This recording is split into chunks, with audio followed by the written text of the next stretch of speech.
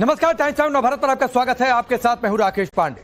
राम मंदिर चढ़ावा चोरी का मामला बढ़ता जा रहा है। जैसे जैसे जांच आगे बढ़ रही है, हर नया दिन आ रहा है, वो अपने साथ नए खुलासे लेकर आ रहा है। 6 दिन से एसआईटी की जांच चल रही है और अब 6 दिन की जांच करीब करीब संपन्न होने को है। 150 लोगों से पूछताछ हुई है। 24 अहम लोगों से दान व्यवस्था के पूरे सिस्टम की जानकारी ली है एसआईटी ने।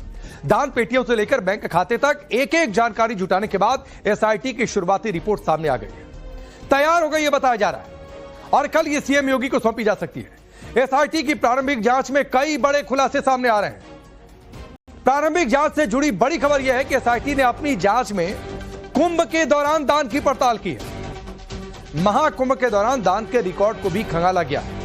66 दिनों का महाकुंभ और उस दौरान मंदिर में दान की पड़ताल की गई है। कुंभ में 5 करोड़ से अधिक श्रद्धालुओं ने दर्शन किए थे।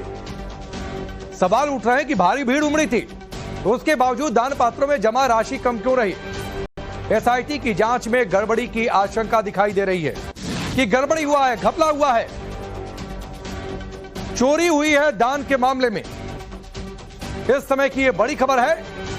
फेज वाइज जांच एसआईटी की आगे चल रही है और चूंकि जब गड़बड़ियों के आरोप लगे, जांच चल रही है, तो कुंभ के दौरान जो विशाल श्रद्धालुओं का सैलाब उमड़ा था, उस दौरान अपेक्षाकृत कम क्यों रही दान की राशि आम दिनों के अलावा, जबकि भीड़ इतनी, तो उसी हिसाब से दान का अमाउंट भी बढ़ना चाहिए था। उस दौरान को लेकर भी यह जांच आगे बढ़ रही है और यह अपने आप में एक बड़ा सवालिया निशान है, प्रश्न चिन्ह है। एसआईटी की जांच से जुड़ा एक और बड़ा खुलासा है। बड़ा खुलासा यह है कि सोमेश आनंद और आनंद से भी पूछताछ की कोशिश हुई है। दोनों से कथित तौर पर बातचीत नहीं हो पाई है। पड़ताल के दौरान लोगों के फोन, इन दोनों के फोन जो है वो बंद मिले। गोपाल राव का भतीजा है सोमेश आनंद, और इनसे जब बातचीत करने की कोशिश की गई तो वो फोन बंद मिल रहा था। तो जाहिर सी बात है, बातचीत हो नहीं सकती थी, तो फोन बंद क्यों है भाई। आजकल के समय में जब सारे काम, अधिकतर काम फोन से हो रहे हैं, फोन को ही बंद करके बैठे और वो जो जांच के घेरे में है, तो जाहिर सी बात है फिर सवाल उठेंगे। तो सवाल उठ रहे हैं। गोपाल राव से बातचीत आगे बढ़ी सोमेश आनंद तक। एसआईटी की जांच से जुड़ा एक और बड़ा खुलासा है। खुलासा यह कि मंदिर के 4 कर्मचारी भी जांच के घेरे में है, जांच के दायरे में है। इनके नाम है मयंक, शिवम पांडे, आशीष दुबे और रत्नेश। 2 और कर्मचारियों से भी पूछताछ हुई है। आभूषण और दान के रिकॉर्ड की समीक्षा हुई है। फूलकांत मिश्रा भी जांच के दायरे में है। आभूषणों के देखभाल की जिम्मेदारी इन जनाब पर है और ये जनाब ही अब शक के घेरे में है। तो सवाल ये उठ रहा है कि ये आभूषण संभाल रहे थे क्या।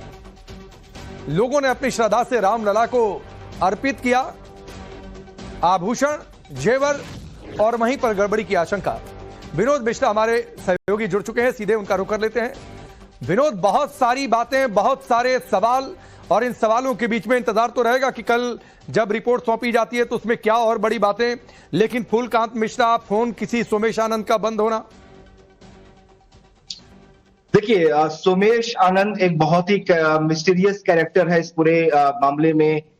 जब से एसआईटी जांच कर रही है, जो खबर है उसके फोन जो है वो बंद है। हालांकि पहली बार जब पूछताछ हुई थी तब वो राम मंदिर में मौजूद था, लेकिन उसके बाद की इंटेरोगेशन में, इन्वेस्टिगेशन में उसने कोऑपरेट नहीं किया।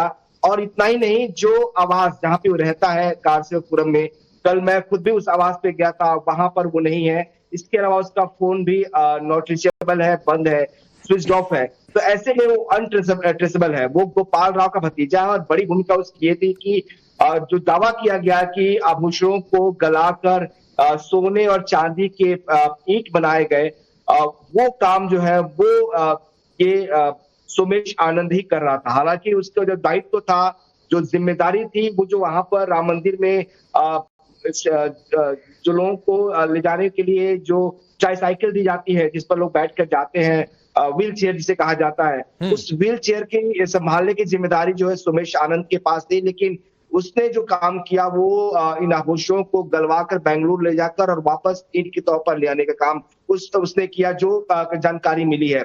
कर्नाटका का रहने वाला ये शख्स है। गोपाल राव ने ही इसे इंड्यूस किया था अपने इस ट्रस्ट में, और जो जिम्मेदारी दी गई थी ट्रस्ट की तरफ से, वो व्हील चेयर को संभालने की जिम्मेदारी थी। जो श्रद्धालु चल नहीं सकते उनको व्हील चेयर का प्रदान करता है ट्रस्ट, तो वो उसकी जिम्मेदारी थी। लेकिन इससे इतर वो आभूषणों को सोने के और चांदी के पत्थरों में के गलवा कर ईंटें बनवा रहा था, तो ये वो काम कर रहा था। एसआईटी इस बारे में पूछना चाह रही थी कि आखिर ये जिम्मेदारी उसको कैसे दी, किसने दी और अब तक कितने आभूषणों को उसने जो है सोने के और चांदी के ईंटों में तब्दील कराया। ये उसकी भूमिका है। उसके साथ एक और शख्स है जिसको लेकर एसआईटी जो है पूछताछ करना चाहती है। ठीक है विनोद, मैं आपके पास आता हूं, आप हमारे साथ बने रहिए। एक और बड़ी खबर है, एसआईटी जांच को लेकर ही अखिलेश यादव ने निशाना साधा है और ये कहा है कि एसआईटी ध्यान रखे कहीं जांच की रिपोर्ट ही चोरी ना हो जाए, फिर कहेंगे 15 दिन और इंतजार कर लो। इसीलिए दिन बढ़ा रहे हैं क्योंकि सबूत ठिकाने लगा रहे हैं। तो ये एक हमला, क्योंकि सीएम योगी ने कहा था कि 15 दिन इंतजार कर लीजिए, उस बात पर अखिलेश यादव का ये बार सोशल मीडिया पर पोस्ट कर निशाना साधा है कि कहीं एसआईटी की रिपोर्ट ही चोरी ना हो जाए।